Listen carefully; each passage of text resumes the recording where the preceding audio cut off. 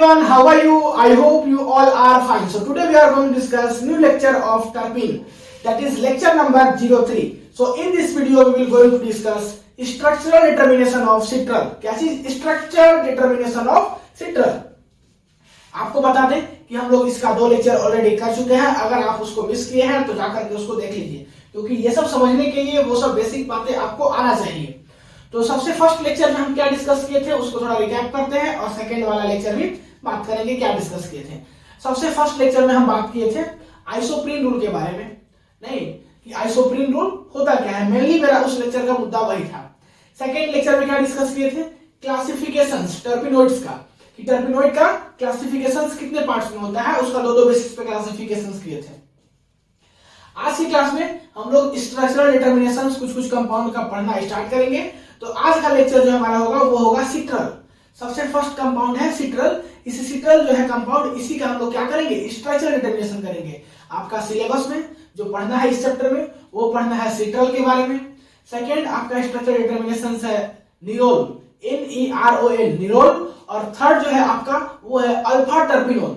तो 3 कंपाउंड का आपको स्ट्रक्चरल डिटर्मिनेशन करना है, जिसमें कि फर्स्ट क्या है आपका? सिट्रल. तो सिट्रल का हम लोग स्ट्रक्चरल डिटर्मिनेशन कर रहे हैं. हमको देखिए मालूम है कि सिट्रल का स्ट्रक्चर कुछ ऐसा होता है. ये जो स्ट्रक्चर बनाया है यही है आपका सिट्रल का स्ट्रक्चर.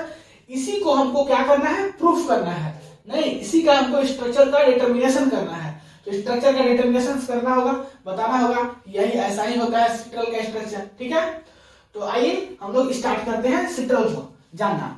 सिट्रल का बात करें तो इसका मॉलिक्यूलर फार्मूला होता है C10H16O. ठीक है, और ये जो है आपका एसाइक्लिक कंपाउंड है. आगे जो हम लोग कंपाउंड और पढ़ेंगे, एक पढ़ेंगे निरोल, वो भी एसाइक्लिक है. और जो अल्फा टर्पिनोल है वो क्या है? साइक्लिक है. मींस आपके सिलेबस में 2 एसाइक्लिक और 1 साइक्लिक पढ़ना है. तो अभी हम लोग एसाइक्लिक वाला दोनों स्टार्टिंग में पढ़ ले रहे हैं. लास्ट में जो अल्फा टर्पिनोल है साइक्लिक, उसको पढ़ेंगे. तो एसाइक्लिक कंपाउंड है, ये जान गए आप. सिट्रल एसाइक्लिक कंपाउंड है. इसका स्ट्रक्चर कुछ ऐसा होता है, इसमें कार्बन स्केलेटन कुछ ऐसा होता है. इसका स्ट्रक्चर आपको यहां दिख रहा होगा. तो अगर हमको इस स्ट्रक्चर को डिटर्मिनेशन करना है तो हम कैसे डिटर्मिनेशन करेंगे? आपको थोड़ा सा बुद्धि यहीं से लगाना है. नहीं, यहां से आप बुद्धि लगाना होगा. आपको थोड़ा सा आपको अपने से कुछ सोचना होगा कि हाँ कुछ ऐसा हो रहा है, तब जाकर के आप इसका स्ट्रक्चर को डिटर्मिनेशन कर पाओगे. जैसे फॉर एग्जांपल हम बात करें कि मेरा बॉडी का स्ट्रक्चर कैसा है. अगर हमको अपना बॉडी का स्ट्रक्चर जानना है, कि हमको अपना बॉडी के स्ट्रक्चर के बारे में डिटरमाइन करना है कि मेरा स्ट्रक्चर बॉडी का कैसा है, तो हम कैसे डिटरमाइन करेंगे? फर्स्टली अगर हम प्रूफ कर दे कि मेरा 2 हैंड है, ठीक है, किसी प्रकार से प्रूफ कर दे कि मेरा 2 हाथ है, 2 पैर है, ठीक है, नोज है, 2 ईयर है, ठीक है, आईज है 2 ठो, माउथ है. मींस सारा कुछ अगर हम प्रूफ कर दे अपना बॉडी के पार्ट को, और फिर फाइनली सबको प्रूफ करने के बाद एड अप कर दे, तो मेरा एक बॉडी का स्ट्रक्चर तैयार हो जाएगा बनके. सेम वही काम करना है यहाँ पे. ये बड़ा सा स्केलेटन है, सिट्रल का स्ट्रक्चर है. हमको मालूम है कि ये सिट्रल का स्ट्रक्चर है. सो इस स्ट्रक्चर को हमको डिटरमाइन करना है. तो क्या करना होगा? इसमें हमको देखना होगा कि यहाँ पे आपका लगा हुआ है क्या? एल्डिहाइड. तो हमको प्रूफ करना होगा कि सिट्रल का स्ट्रक्चर में एल्डिहाइड होता है. ठीक, फिर हमको पता है कि यहाँ लगा हुआ है मिथाइल, तो मिथाइल प्रूफ करना होगा. यहाँ आइसोप्रोपाइल, इसको प्रूफ करना होगा. इसमें 2 डबल बॉन्ड होता है, इसको प्रूफ करना होगा. ये जो स्ट्रक्चर होता है ये एसाइक्लिक होता है, साइकिल में नहीं है, एसाइकिल है, इसको प्रूफ करना होगा. इसका मॉलिक्यूलर फार्मूला जो है वो होता है C10H18 सॉरी H16, 18 नहीं, H16O. तो ये प्रूफ करना होगा. इसका मॉलिक्यूलर फार्मूला ये होता है. अगर हम प्रूफ कर दें कि इसमें ऑक्सीजन होता है, मींस सारा बातें अगर हम डिस्कस कर दें, सारा बातें अगर हम प्रूफ कर दें और फिर मिला दे, तो ये स्ट्रक्चर कंप्लीट हो जाएगा कि नहीं हो जाएगा? बताइए आप. तो हो जाएगा. जैसे मेरा बॉडी का स्ट्रक्चर का अगर हम हर एक पार्ट के बारे में प्रूफ कर दे और फाइनली एक बार एड अप कर दे, तो मेरा बॉडी का स्ट्रक्चर तैयार हो जाएगा. सेम उसी प्रकार से इसमें जितना भी aldehyde, methyl, isopropyl, double bond, acyclic compound है, कितना इसका मॉलिक्यूलर फार्मूला होता है, सारा बातों को अगर हम अलग अलग प्रूफ कर दे और फाइनली एक ही में कंबाइन कर दे, तो ये स्ट्रक्चर बन जाएगा. अगर आप ये बातें समझ गए होंगे तो हम आगे जो भी करने वाले हैं आपको एकदम धड़ल्ले से क्या होगा समझ में आएगा. तो आइए वही हम काम करते हैं. सबसे फर्स्ट इसका मॉलिक्यूलर फार्मूला होता है C10H16O. उसको आप देखिए कि ये स्ट्रक्चर में है कि नहीं. सबसे पहले अब हम देख लेते हैं चेक करके, क्योंकि इसके बारे में पढ़ने वाले हैं, हो सकता है हमसे ड्रॉ करने में गलत हो गया होगा। चेक करते हैं C कितना है, 10 है। चेक करते हैं फर्स्ट कार्बन, सेकेंड 3 4 5 6 7 8 9 और 10, 10 कार्बन है। तो 10 कार्बन हम दिखा दिए यहाँ पे कि 10 कार्बन है। चलो ठीक है, कार्बन 10 है। हाइड्रोजन 16 कार्बन, 3 फिर यहाँ पे 2 5 2 यहाँ पे 7 1 यहाँ पे 8 1 यहाँ पे 9 और फिर 1 यहाँ पे 10 और फिर 3 यहाँ पे 13 और 3 यहाँ पे 16। मीन्स टोटल कितना हो गया आपका, हाइड्रोजन 16 हो गया और ऑक्सीजन कितना 1, तो ये ऑक्सीजन 1 हो गया। मीन्स ये फॉर्मूला सही है, स्ट्रक्चर भी सही है, इसी को हमको चलो प्रूफ करना है। तो सबसे फर्स्ट आपको लिखने के लिए, मीन्स इसका एग्जाम में आता है कि स्ट्रक्चरल डिटर्मिनेशन कीजिए सिट्रल का, तो आपको पूरा करना होगा। इसका स्ट्रक्चरल डिटर्मिनेशन में 3-4 पेज जाएगा। तो अभी हम सब चीज को स्लाइड में प्रूफ कर रहे हैं, क्योंकि सबको हमको प्रूफ करना है ना, और फिर लास्ट में सिंथेटिक एविडेंस भी देना है। तो चलिए वो सब बात छोड़िए, आगे जैसे जैसे हम बताएंगे वैसे वैसे आपको बस फॉलो करना है। बस अभी ध्यान से सुनिए, आपको लिखने के लिए टाइम फाइनली हम देंगे। तो हमको सबसे फर्स्ट स्टार्टिंग में थोड़ा सा एक दो लाइन सजा के लिखते रहना होगा। The structure of citral has been deduced on the basis of following chemical and synthetic evidences. Following chemical and synthetic evidences के हेल्प से हम लोग क्या करेंगे, इसका स्ट्रक्चर को डिटर्मिनेशन करेंगे, डिड्यूस करेंगे। ठीक है, सबसे फर्स्ट हम बात करते हैं इसका मॉलिक्यूलर फार्मूला के बारे में। इसका मॉलिक्यूलर फार्मूला C10H16O होता है। तो इसके बारे में हम निकालने अभी आपको नहीं सिखाएंगे, क्योंकि आप क्लास 11th में इसका मॉलिक्यूलर फार्मूला निकालने सीखे हो। किसी भी कंपाउंड का, इसका नहीं बात कर रहे हैं, किसी भी कंपाउंड का मॉलिक्यूलर फार्मूला निकालने सीखे हो। तो वही बात लिखा हुआ है, from the elemental analytical data and molecular weight determinations the molecular formula of citral has been found to be इतना C10H16O। मींस आपका elemental analytical data and molecular weight determination से हमको पता है कि मॉलिक्यूलर फार्मूला सिट्रल का ये होगा। ठीक है, अब ये कहां से हम बोल रहे हैं, क्लास 11th। याद कीजिए कि वहां पे आपको मॉलिक्यूलर फार्मूला पता करना था, तो इसका मॉलिक्यूलर फार्मूला ये होगा। एक चीज और, जहां पे हम रेड मार्क करके नीचे में लिखे हैं उसको थोड़ा सा आप भी कुछ अलग पेन से कर लीजिएगा, क्योंकि ये सब चीज इंपॉर्टेंट होता है।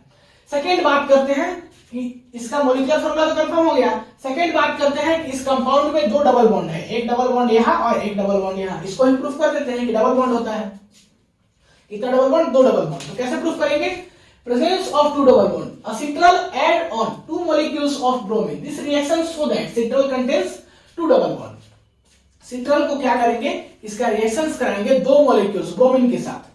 तो अगर ब्रोमीन के साथ 2 मॉलिक्यूल्स रिएक्शंस करके और टेट्रा ब्रोमो सिट्रल बना रहा है, तो ये कंफर्म करेगा क्या, इसमें 2 डबल बॉन्ड है। थोड़ा सा बुद्धि लगाते चलिएगा, फटाफट सब कुछ समझ में आएगा। तो ये है आपका सिट्रल, इसका रिएक्शंस कर रहे हैं 2 मॉलिक्यूल्स Br2 के साथ, तो जाके हमारा बन रहा है C10H16OBr4, दैट इज कि इसका नाम क्या है, टेट्रा ब्रोमो सिट्रल। तो ये क्या कंफर्म कर रहा है कि आपके पास यहाँ पे इस स्ट्रक्चर में 2 डबल बॉन्ड है। Further citral on ozonolysis yield acetone, levoaldehyde and glyoxal. Further क्या करेंगे कि सिट्रल का हम क्या कर रहे हैं, ओजोनोलाइसिस कर रहे हैं। तो हमको 3 प्रोडक्ट मिल रहा है। एक मिल रहा है हमको acetone, that is CH3 double bond O, और एक है आपका लिवोएल्डिहाइड, इसका की फार्मूला होता है CH3C double bond O CH2CH2CH double bond O, और एक मिल रहा है ग्लाइऑक्सिल CHO double bond CHO। This reactions show that citral is acyclic compound containing 2 double bond. तो ये भी रिएक्शंस क्या शो कर रहा है कि सिट्रल एसाइक्लिक है और इसके पास क्या है, 2 डबल बॉन्ड है। ठीक है, तो हम तो प्रूफ कर दिए कि चलो ठीक है भाई, इसमें 2 डबल बॉन्ड होता है, उसका भी हम क्या किए, आपको एविडेंस दे दिए। अब हम लोग नेक्स्ट बात करते हैं कि इसमें जो है एल्डिहाइड होता है, नहीं एल्डिहाइड ग्रुप प्रेजेंट होता है, उसको हमको प्रूफ करना होगा। तो उसका भी कुछ प्रूफ करने का तरीका होगा, तो उसके ऊपर डिस्कस करते हैं। तो फटाक से ये दोनों को लिख लीजिए, एक आपका मॉलिक्यूलर फार्मूला और एक presence of double bond. Pause करके नोट कीजिए फटाक से। हम बात करते हैं अब किसमें एल्डिहाइड ग्रुप होता है। चलिए मिटाते हैं, नोट कर लीजिए। तो अब हम लोग बात करते हैं presence of aldehydic group in citral. Citral का स्ट्रक्चर में एल्डिहाइडिक ग्रुप होता है, उसको हम लोग क्या कर रहे हैं, प्रूफ करेंगे। अब कैसे होता है एल्डिहाइडिक ग्रुप, आपको बता दें कि सिट्रल का रिएक्शन हम कुछ कंपाउंड्स के साथ करा रहे हैं, तो क्या देगा वो चीज पहले देखिए। अगर हम बात करें हाइड्रोक्सिल एमीन के साथ अगर इसका रिएक्शन, तो बनेगा आपका सिट्रल ऑक्साइड। मींस अगर हम सिट्रल का रिएक्शन हाइड्रोक्सिल एमीन के साथ करेंगे तो हमको जो प्रोडक्ट मिलेगा वो मिलेगा सिट्रल ऑक्साइड। अगर हम HCl के साथ रिएक्शन कराएं तो हमको मिलेगा सिट्रल साइनोहाइड्रेट। किसका रिएक्शन? सिट्रल का रिएक्शन। सिट्रल का रिएक्शन अगर फिनाइल हाइड्रोजन के साथ कराएं तो हमको मिलेगा सिट्रल हाइड्रोजन। ठीक है, तो ये तीनों रिएक्शंस हमको क्या कंफर्म करता है कि ये जो स्ट्रक्चर है आपका उसमें क्या है?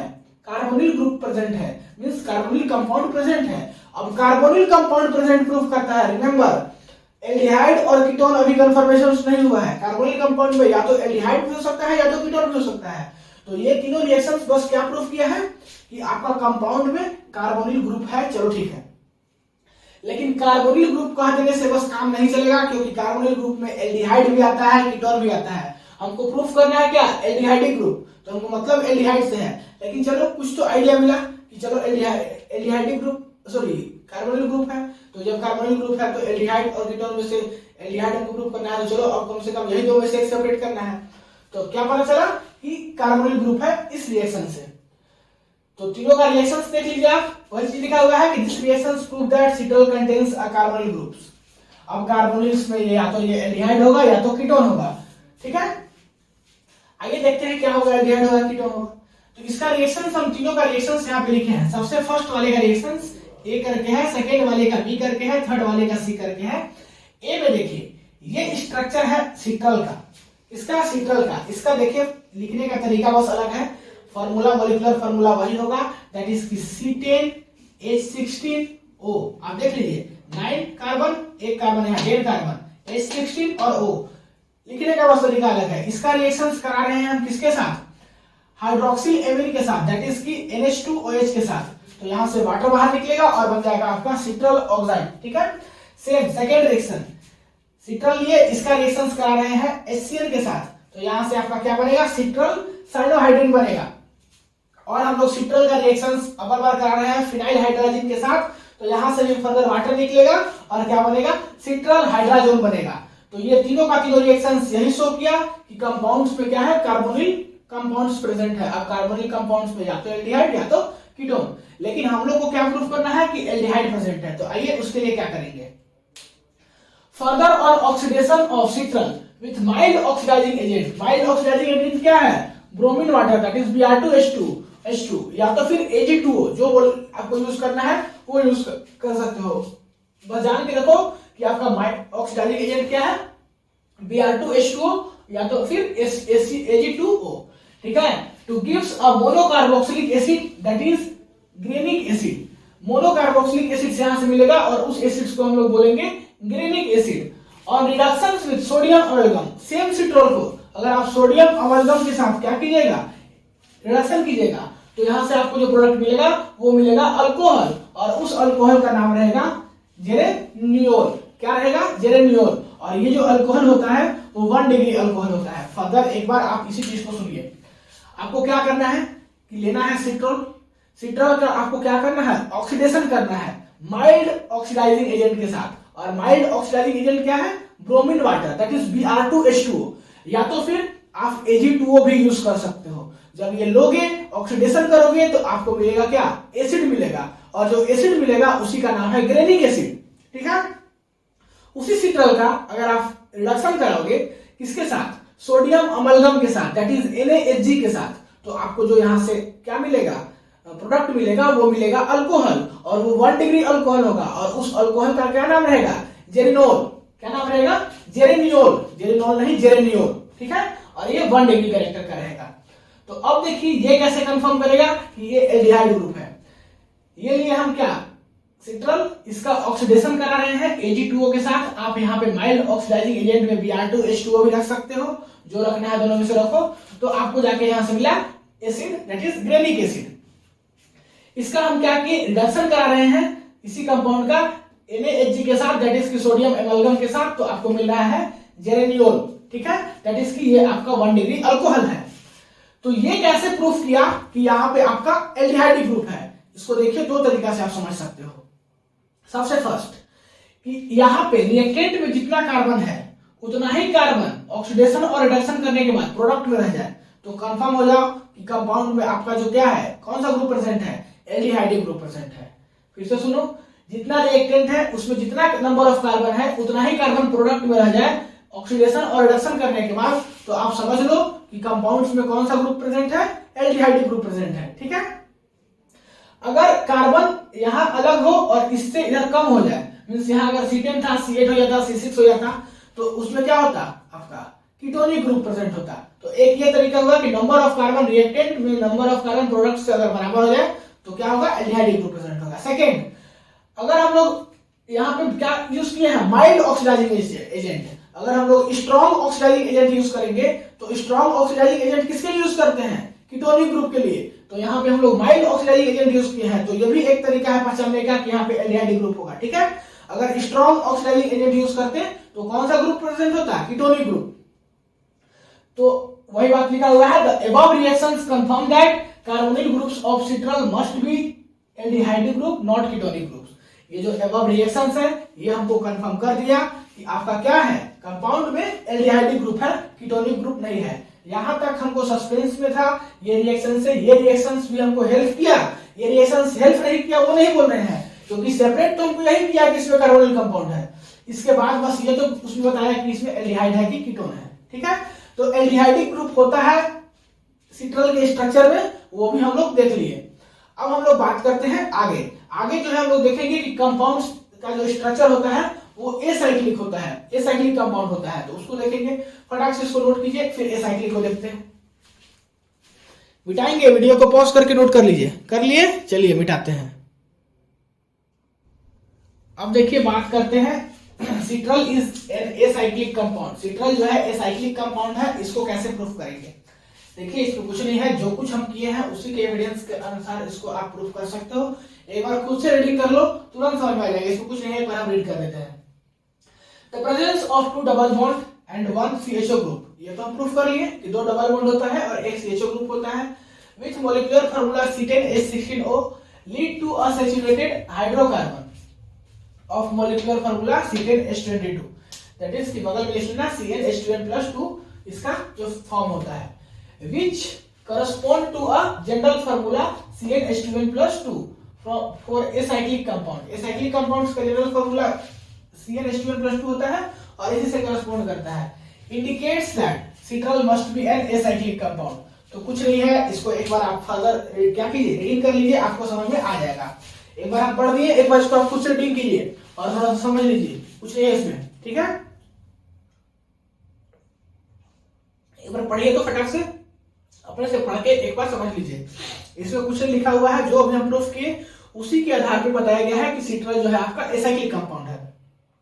कुछ नहीं किया गया है, आपका 2 डबल बॉन्ड होता है, एक CHO ग्रुप होता है, इसका मॉलिक्यूलर फार्मूला हुआ होता है, उसके अनुसार से इसका जो एसाइक्लिक कंपाउंड का फार्मूला है ऐसा होना चाहिए था, इसी के आधार पे आप उसको प्रूफ करेंगे एसाइक्लिक। सिट्रल जो है क्या है, एसाइक्लिक कंपाउंड है।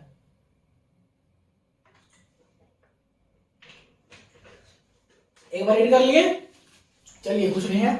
अब नेक्स्ट बात करते हैं कार्बन स्केलेटन ऑफ सिट्रल के बारे में, कि इसमें कार्बन का स्केलेटन कैसा होगा सिट्रल में। ठीक है, when citral heated with KHSO4, citral का जब आप रिएक्शंस कीजिएगा, हीट कीजिएगा KHSO4 के साथ, that is potassium hydrogen sulphate के साथ, इट क्रिस्टलाइज टू गिव पैरासाइमिन।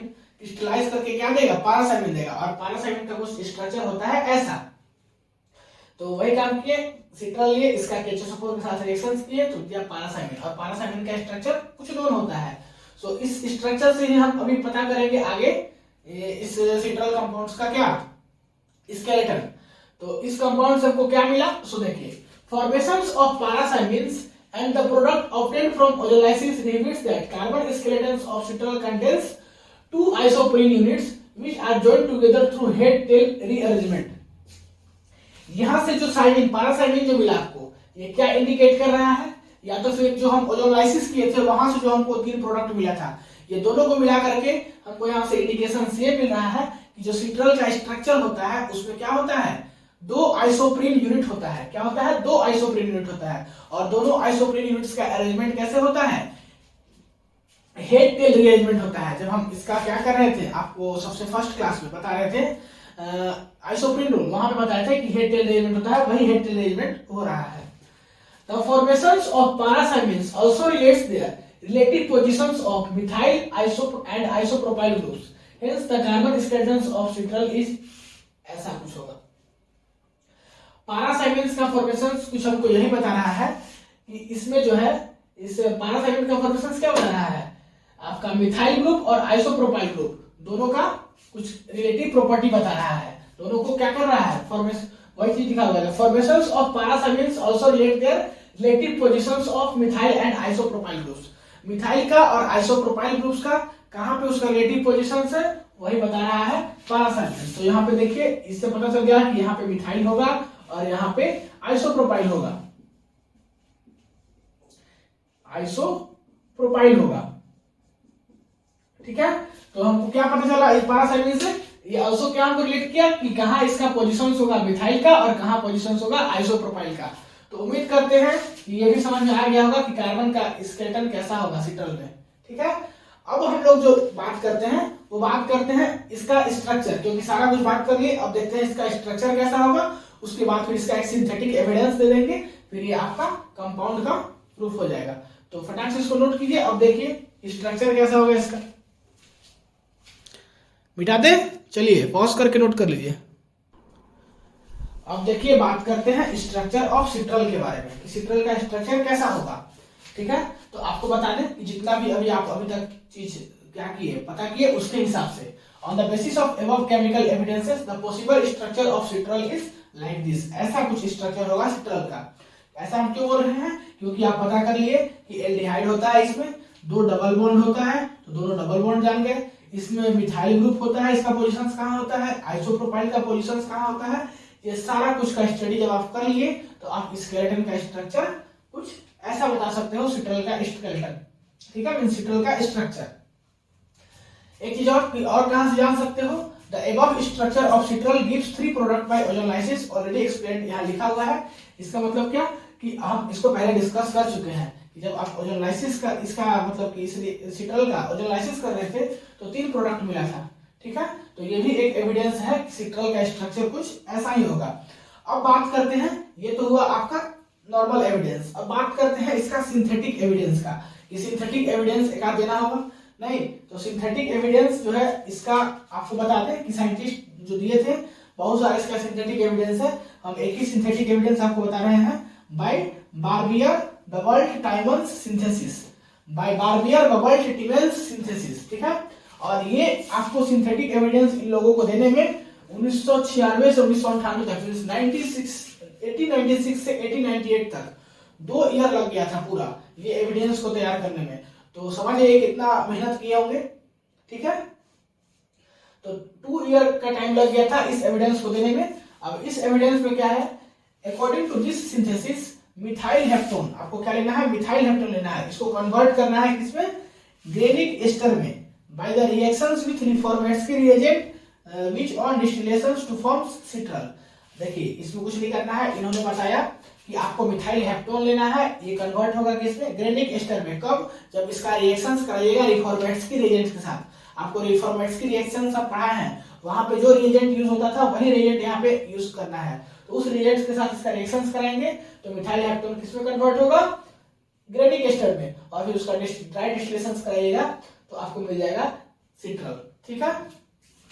तो ये देखिए है आपका मिथाइल हेप्टेनोन का स्ट्रक्चर नहीं, और इसका हम क्या कर रहे हैं, रिफॉर्मेट्री रिएजेंट्स के साथ रिएक्शंस करा रहे हैं, दैट इज ZnBrCH2COO-C2H5, और इसका हाइड्रोलिसिस करेंगे तो ये जाके बनेगा आपका कंपाउंड्स कुछ ऐसा। और फिर इसका जो हम कैल्शियम सॉल्ट के साथ रिएक्शंस मतलब हाइड्रोलिसिस करेंगे तो जाके आपको बन जाएगा सिट्रल। ये हुआ इस रिएक्शन का रिएक्शन। अब ये रिएक्शंस अगर मैकेनिज्म्स में शो करे, मींस यहां से ये प्रोडक्ट बन जाए, तो हम जान जाएंगे कि ये सिंथेटिक एविडेंस है, सिट्रल का स्ट्रक्चर कुछ यही है, कंफर्मेशन हो जाएगा। तो वही काम करते हैं, इसका मैकेनिज्म देखिए, इसका मैकेनिज्म 2 स्टेप में होता है। सबसे फर्स्ट में इसका जो रिएजेंट लिया है रिफॉर्मेट्री रिएजेंट, इसका रिएक्शन देखिए कैसे होगा। यहाँ पे Zn के पास 2 लोन पेयर है और ये जो BrCH2COO-C2H5 है उसी को इधर लिखे हैं। Zn के पास एक लोन पेयर है, मींस 2 इलेक्ट्रॉन है, तो ये अपना लोन पेयर क्या करेगा, डोनेट करेगा, क्योंकि इसके पास एक्स्ट्रा इलेक्ट्रॉन है, तो ये अपना इलेक्ट्रॉन डोनेट करेगा इस ब्रोमीन के पास। जैसे ही डोनेट करेगा यहाँ पे ये बॉन्ड ब्रेक हो जाएगा और ये अपना इलेक्ट्रॉन लेकर के कहाँ चला जाएगा, कार्बन के ऊपर, तो यहाँ पे हो जाएगा CH2 के ऊपर नेगेटिव चार्ज, और ये Zn जो है इस Br को ले लेगा अपना इलेक्ट्रॉन डोनेट करके, तो यहाँ से बना लेगा Zn पॉजिटिव और Br, क्योंकि जो लेता है उस पर पॉजिटिव, और फिर यहाँ पे एक ही इसका इलेक्ट्रॉन एक्स्ट्रा बच गया, तो इस पे CH2 पे आ गया नेगेटिव, और बाकी COO, ये सब नॉर्मल फॉर्म है, आप जानते ही होंगे। अब क्या करना है, CH2 के ऊपर नेगेटिव चार्ज आया है, अपना इलेक्ट्रॉन इधर डोनेट करेगा, डबल बॉन्ड बनाएगा, जैसे ही डबल बॉन्ड बनाएगा कार्बन का टेट्रा वैलेंसी पहले से था, पांचवा बॉन्ड बनने लगेगा, तो एक बॉन्ड यहाँ से ब्रेक होगा, और ये बॉन्ड ब्रेक होकर के कहाँ जाएगा, Zn पॉजिटिव पे, जहां देखा पॉजिटिव कैरेक्टर है, तो जा करके और कुछ ऐसा बना लेगा, CH2 double bond C O ZnBr और O C2H5। उम्मीद करते हैं स्टेप 1 आपको समझ में आ गया होगा। स्टेप 2 में कुछ नहीं करना है, आप वही लिए जो यहाँ पे यूज किए थे, ठीक है। क्या यूज किए थे, मिथाइल हेप्टेनोन, तो मिथाइल हेप्टेनोन लिए, और यहाँ से आपका जो स्टेप 1 का प्रोडक्ट आया उसके साथ रिएक्शंस कराए, तो यहाँ पे क्या हो रहा है, ये देखिए, ये जो है इधर आपका ब्रेक हो रहा है, डबल बॉन्ड बनाएगा, नहीं, यहाँ से आपका क्या होगा, ZnBr निकलेगा, तो ये इधर जैसे ही ब्रेक होगा, यहाँ पे कार्बन का टेट्रा वैलेंसी गड़बड़ होगा, ये पाई बॉन्ड ब्रेक होगा, कहाँ जाएगा, इस कार्बन पे जाएगा, और इस कार्बन पे जैसे ही जाएगा, इस कार्बन का ही पहले से टेट्रा वैलेंसी है, तो ये बॉन्ड इधर ब्रेक हो जाएगा, जैसे ही ये बॉन्ड का फॉर्मेशन होगा वैसे ही ये बॉन्ड ब्रेक होगा, और यहाँ ऑक्सीजन के ऊपर नेगेटिव चार्ज आएगा, और ऑक्सीजन के ऊपर नेगेटिव चार्ज आएगा, तो ये जो है इस ZnBr यहाँ से जो निकला था उसको ले लेगा, तो प्रोडक्ट क्या बना लेगा, यहाँ से ये बॉन्ड भी टूट जाएगा, और इसके साथ इस ऑक्सीजन के साथ ZnBr जुड़ जाएगा, तो यहाँ से ये डबल बॉन्ड भी खत्म हो गया, और ये ऑक्सीजन के साथ ZnBr, और ये जो है जाके अटैक किया इस कार्बन से, तो CH2C डबल बॉन्ड यहाँ पे बन जाएगा O, और OC2H5 वही यहाँ पे बन गया, तो यहाँ पे O ZnBr कैसे लगा, और CH2C double bond O OC2H5 कैसे लगा, समझ में आपको आ गया होगा। अब कुछ नहीं करना है, इसमें एक चीज और बचा, इसका अब आपको हाइड्रोलिसिस कराना है, तो जैसे ही आप इसका वाटर के साथ रिएक्शन कराइएगा, तो होगा क्या कि H इधर OH इधर, यहाँ से ब्रेक होगा ये, और आपका ZnBr OH ये वाला जो है आपको बाहर निकल जाएगा, तो वही ZnOHBr या ZnBr OH जो लिखना है लिखो, बाहर निकल गया, ज्यादा सुटेबल यही होता है हाइड्रोलिसिस करने पे, जाके आपका प्रोडक्ट बनता है ये, और अब इसको आप कैल्शियम सॉल्ट से पास कराओगे, तो जाके आपका बनेगा कुछ ऐसा प्रोडक्ट। जब ऐसा प्रोडक्ट बन गया, तो आपको मालूम है कि ये बॉन्ड इधर शिफ्ट कर देंगे, तो यहाँ आ जाएगा डबल बॉन्ड, और यहाँ से OH निकल जाएगा, मीन्स आपका यहाँ से क्या हुआ, वाटर बाहर निकला, और जाके कुछ स्ट्रक्चर बन गया ऐसा, और यही स्ट्रक्चर है सिट्रल का। तो ये हुआ सिंथेटिक एविडेंस। तो सारा एविडेंसेस के अनुसार से हम पता कर लिए कि सिट्रल का स्ट्रक्चर कुछ ऐसा होता है, ठीक है। एक बार हम रिकैप करके बता दें कि क्या क्या पता किए। सबसे फर्स्ट हम लोग पता किए थे कि इसका मॉलिक्यूलर फार्मूला क्या होता है, फिर अरेंज ऑर्डर में अरेंज नहीं कर रहे हैं, हो सकता है मिक्सिंग हो जाएगा, लेकिन जो जो बातें डिस्कस की हैं सारा कुछ बता रहे हैं आपको। मॉलिक्यूलर फार्मूला हम लोग देखें कि मॉलिक्यूलर फार्मूला ये होता है, ठीक। सेकेंड हम लोग देखें कि क्या कहता है, इसमें 2 डबल बॉन्ड होता है, 2 डबल बॉन्ड होता है, कैसे डबल बॉन्ड 2 डबल बॉन्ड होता है उसको भी देखें। फिर देखें कि एल्डिहाइड ग्रुप होता है, नहीं एल्डिहाइड ग्रुप होता है वो भी देख लिए। फिर देखें कि मिथाइल का और आपका आइसोप्रोपाइल का पोजीशंस कहाँ पे होता है। फिर देखें कि कार्बन का स्केलेटन कैसा पॉसिबल है, नहीं ये सब सारा कुछ देखे। फिर उसके बाद देखे स्ट्रक्चर ऑफ सिट्रल, और फाइनली हम लोग देखे सिंथेटिक एविडेंस। सिंथेटिक एविडेंस से हमारा कंफर्मेशन हो गया कि सिट्रल का स्ट्रक्चर कुछ ऐसा ही है। आपको एक चीज और बता दे कि बुक्स में या आपको इंटरनेट पे सिट्रल का आपका सिंथेटिक एविडेंस बहुत सारा मिलेगा, तो आप किसी भी सिंथेटिक एविडेंस को लिख लो, कोई फर्क नहीं पड़ने वाला है। हम इजी में यही खोज के लाए थे, और भी बहुत सारा सिंथेटिक एविडेंस है। अगर एग्जाम में पूछेगा तो एक काफी है, नहीं तो ये एक जान के रखो अच्छे से, बाकी सब कुछ ठीक है। तो यहाँ से क्वेश्चन कैसा आ सकता है, एक लॉन्ग क्वेश्चन में आ सकता है कि सिट्रल का आप क्या कीजिए, स्ट्रक्चर को रिड्यूस कीजिए, तो पूरा एकदम शुरू से लेके लास्ट तक करना होगा, या तो फिर इसको तोड़ तोड़ के क्वेश्चन कर सकता है। जैसे पूछ सकता है कि इसमें 2 डबल बॉन्ड होता है, उसको प्रूफ कीजिए। सिट्रल के स्ट्रक्चर में 2 डबल बॉन्ड होता है, उसको बताइए, तो बताइए उसको, केवल वही स्टेप देखिए। या पूछ सकता है कि सिंथेटिक एविडेंस दीजिए, किसका, सिट्रल का, तो सिंथेटिक एविडेंस यहाँ से लेके यहाँ तक पहुंच देना होगा। या पूछ सकता है कि एल्डिहाइड ग्रुप होता है, उसका प्रूफ दीजिए। या पूछ सकता है ओजोनाइसिस करेंगे तो क्या क्या प्रोडक्ट बनेगा, तीनों प्रोडक्ट जो है बना है आपका, नहीं एक क्या बना था, आपका एल्डिहाइड बना था, एक तो आपका ग्लाइऑक्सियल बना था, और फिर एक तो क्या बना था, कीटोन बना था। तो ये सब सारा कुछ आपको एसीटोन वही कीटोन, तो सारा कुछ जाके आपका ऐसा टाइप का क्वेश्चन पूछ सकता है। शॉर्ट में ही पूछ सकता है, लॉन्ग में ही पूछ सकता है। तो आप अगर शुरू से लास्ट तक समझ में आया होगा, एक बार रिवीजन कर लेना, कहीं से क्वेश्चन पूछे कोई फर्क नहीं पड़ता है, सारा कुछ हो जाएगा। तो उम्मीद करते हैं कि सिट्रल का आपको स्ट्रक्चर डिटरमिनेशन समझ में आ गया होगा। नेक्स्ट क्लास में हम नया स्ट्रक्चर देखेंगे, निरोल। क्या देखेंगे, निरोल। वो भी आपका एसाइक्लिक ही है, और उसके बाद फिर एक और लास्ट में बचेगा अल्फा टर्पिनोल। तो 2 क्लास और लगेगा। अगर ये आपको क्लास समझ में आया होगा तो सेम इसी टाइप से स्टेप फॉलो होगा, सारा कुछ आपको समझ में फिर आएगा। फर्स्ट क्लास में ही थोड़ा मुश्किल था, तो एक बार और इस बार वीडियो को देखिएगा, सारा कुछ समझ में आ जाएगा। तब तक के लिए पढ़ाई करते रहिए, मिलते हैं अगले क्लास में नए स्ट्रक्चर के साथ, ठीक है, दैट इज निरोध। तो वीडियो को पॉज करके नोट कर लीजिए।